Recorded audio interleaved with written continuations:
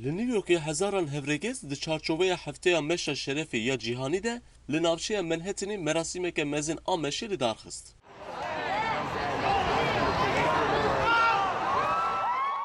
Di çalakiyê de ku kolan û mirov ji serî heta xwarê bi rengên keskesorê hatibûn xemilandin, gelek bergiriyên evlikariyê hatin girtin. Serokşeredarê Niwyorkê Bill de Blasio jî bi endamên LGBTQ'yê tev li meşê bû. Alison Jacobs ku tev li çalakiyê bûbû, got ku ew xwe gelek bextewar hîs dike û wiha domand.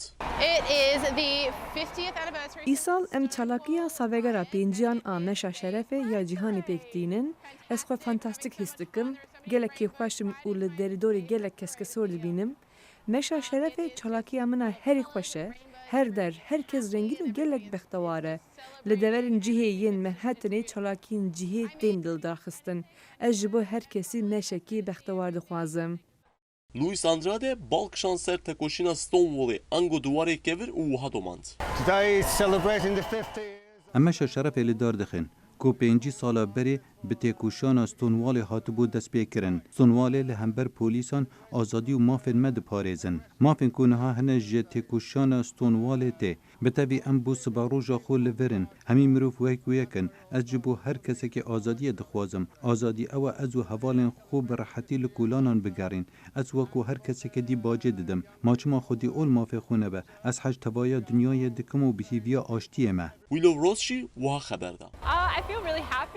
Ez pir bi kelecan û bextewarim. Em demekî xweş derbas dikin û di heman demê de jî hêla polîtîk ve beşdarbûna vê meşê ji bo gelek mirovan girîng e. Lewre kesên ku tên vê derê dikarin hebûna xwe nîşan bidin. Her kese ku xwedî nasnameyekî cudaya cinsî ye, şayanê vê yekê ye ku çawa be divê wisa were qebûl kirin. Îsal salvegera pencemîn ya meşa serbilindbûnê anko şerefê ye û meşa di asta cîhanê de li Niwyorkê tê li darxistin. Em dikarin bêjin ku meş hem dilê mirov xweş dike hem jî polîtîk e. Eger hûn ne ji rêzê bin û ji ber vê yekê dakevin kolanan, ev yek dibe helwestekî polîtîk. Sinan Tunçdemir, Dengê Amerika, Niwyork.